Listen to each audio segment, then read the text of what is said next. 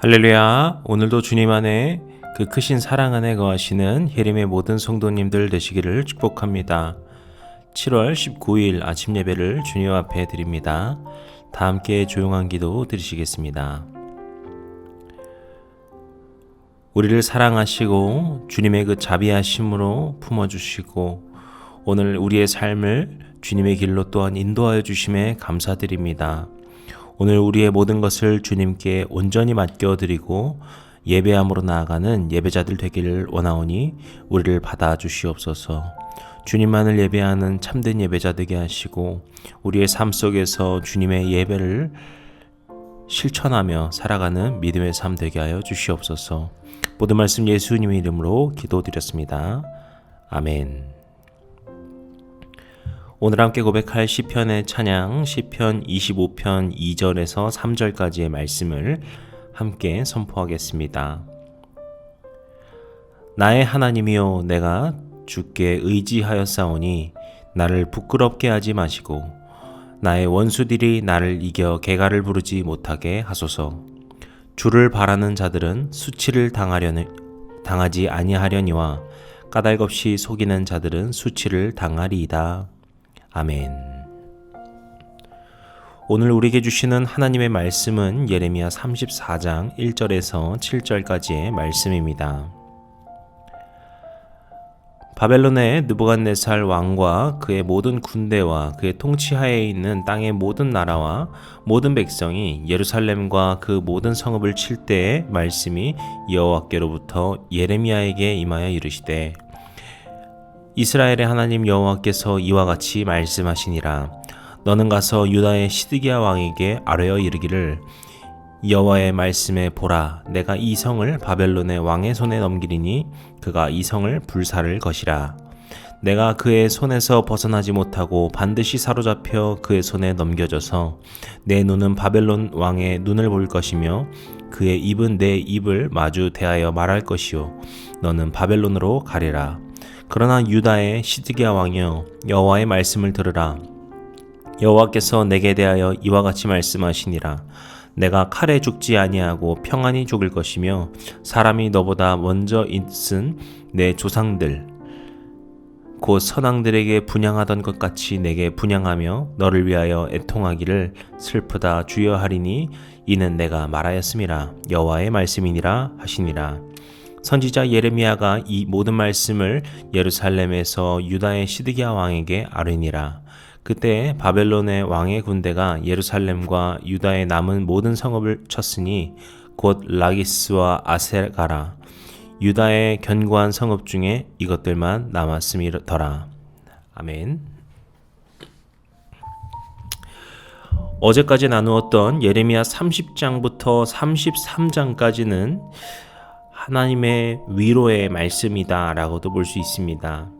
하나님께서 유다를 징계하시는 것은 이미 정해진 일입니다.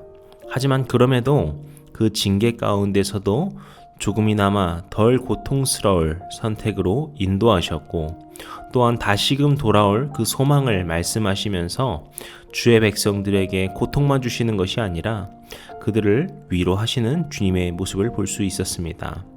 하지만 오늘 본문부터는 다시 분위기가 바뀝니다. 그들의 현실로 돌아왔다고도 볼 수 있겠습니다. 오늘 말씀부터는 바벨론 군대의 예루살렘 함락 직전 직후의 사건과 그 예언 말씀을 다루고 있습니다. 그 중에 오늘 본문 말씀은 예루살렘이 바벨론 군대에게 포위된 상황을 말해주고 있죠. 이것은 그냥 포위가 아닙니다. 1절을 보시면은 그들을 계속해서 위협하면서 예루살렘과 이 유다의 다른 성읍들을 계속 공격하고 함락하고 있는 상황에 있습니다. 바로 그때 하나님의 말씀이 예레미야에게 임하여서 선포되었다라는 겁니다. 그리고 이 말씀은 예레미야를 통하여서 주신 말씀이지만 정확하게는 예레미야를 통해 유다의 왕 시드기야에게 주시는 말씀이다 라고 볼 수 있겠습니다. 그렇다면 하나님께서 그 시드기야에게 주시고자 하는 말씀이 무엇이었을까요? 어쩌면 이것은 왕으로서는 받아들이기 어려울 수 있는 내용입니다. 2절을 보시면은 하나님께서 이렇게 말씀하시죠. 내가 이 성을 바벨론의 왕의 손에 넘기리니 그가 이 성을 불사를 것이다. 이 성은 예루살렘 성을 말하는 것이고요. 예루살렘은 우리가 알다시피 이 유다와 이전으로 보면은 유다의 수도, 이스라엘 모두의 수도이기 때문에 이 예루살렘 성의 함락이라는 것은 곧 유다 그리고 이스라엘 모두의 멸망을 말하는 것입니다. 그리고 3절에서 5절까지는 그 후에 시드기야의 최후에 대해서도 말하고 계십니다. 시드기야가 바벨론 느부갓네살에게 반드시 사로잡힐 것을 말씀하시죠. 물론 그럼에도 처형당하지 않을 것이고 5절을 보시면은 그가 평안히 죽을 것이다 라는 이야기까지 해주십니다. 다른 왕들과 같은 곳에 안치되고 백성들이 분향할 수 있는 것을 말하고 있는 것이죠. 그런데 여기에는 중요한 단서가 있습니다. 결국에는 시드기야가 결단을 하여서 항복을 해야 한다는 것이죠. 7절 보시면 아시겠지만 지금 바벨론은 계속해서 유다의 성읍들을 함락하고 있고 그렇게 점점 예루살렘을 모아 포위하고 있습니다. 예루살렘조차도 함락될 순간이 머지 않았다는 것이죠. 이것은 말씀드린 것처럼 하나님께서 이 유다를 향하신 징계입니다. 그런데 여기서 계속 항전하면서 오히려 그 하나님의 징계의 뜻을 거스르고자 하면 백성들이 그로 인해 더 크게 고통받을 것이기 때문에 지금이라도 그들의 잘못을 인정하고 하나님의 징계를 순응하여 받아들이고 항복하는 것이 필요하다라는 것이죠. 하지만 우리가 이후에 계속 보겠지만 시드기야는 그 말씀을 따르지 않게 됩니다. 그가 따르지 않는 것은 그저 이 징계를 받지 않겠습니다 정도가 아닙니다. 이 애굽이 도와줄 것이다. 하나님이 아니라 애굽이 도와줄 것이다 라고 하는 믿음을 가지고서 바벨론에게 계속 항전하여서 싸우게 되죠. 그 결과 더 많은 백성들이 죽고 고통받는 것입니다. 그리고 시드기야 역시 지금 하나님께서 말씀하신 그 평안한 죽음을 맞지 못하게 됩니다.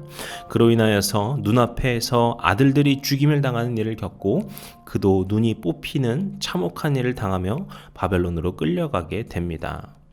하나님께서는 마지막까지 유다를 향한 또 시드기야를 향한 조금이나마의 평안을 인도하셨지만 그러한 인도하심조차 그러한 말씀조차 순종하지 않고 반항하다 더욱더 고통의 길을 가고 있는 시드기야를 우리는 볼 수 있습니다. 반면에 예레미야를 보면은 참 우리에게 많은 도전과 믿음을 주는 모습입니다. 6절을 보시면은 어떻게 말합니까? 우리 6절 함께 읽겠습니다. 선지자 예레미야가 이 모든 말씀을 예루살렘에서 유다의 시드기야 왕에게 아뢰니라. 아멘. 이것이 왜 놀라울까요? 일전에 예레미야는 유다의 멸망을 계속해서 말하였습니다. 그리고 그로 인하여서 많은 핍박을 받았고요. 그리고 시드기야도 그 말을 듣기 싫어서 예레미야를 가두기까지 했었습니다. 그런데 지금 다시금 그에게 찾아가서 멸망 그리고 항복을 전한다라고 하면은 다시 핍박당하고 다시 고통을 당하는 것이 뻔하지 않겠습니까? 그런데 다시 그 말씀을 전하러 간다? 그거 참 쉽지 않을 것 같습니다. 하지만 예레미야는 주저함 없이 그 말씀을 시드기야에게 전하기 위하여서 가고 그에게 그 말씀을 전하게 됩니다. 우리가 하나님 말씀에 순종한다라고 하는 것은 바로 이런 것이라고 생각이 됩니다. 순종은 불평하며 투덜대며 따르는 것이 아니겠죠. 그 말씀에 순응하는 것입니다. 그리고 그 말씀에 순응하기 때문에 그 말씀을 곧바로 이행할 수 있습니다. 예레미야의 모습 가운데 이런 올바른 순종의 모습을 우리가 볼 수 있습니다. 오늘 우리는 그렇게 두 사람을 비교할 수 있었습니다. 불순종하여서 계속해서 하나님의 뜻을 거슬렀던 시드기야와 하나님의 말씀으로 인하여서 핍박당하는 일도 있었지만 그럼에도 불구하고 즉각적으로 순종하며 나아간 예레미야의 모습이었죠.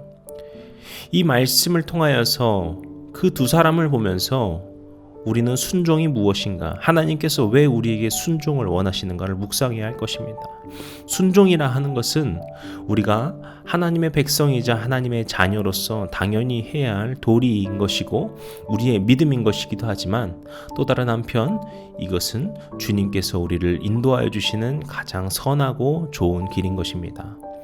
우리가 주님의 자녀된 삶을 살며 그리스도의 제자된 삶을 살며 해야 할 것은 바로 하나님의 말씀에 순응하고 그 뜻에 나의 뜻을 굽히고 주님의 말씀에 곧바로 실천하며 살아가는 삶일 것입니다.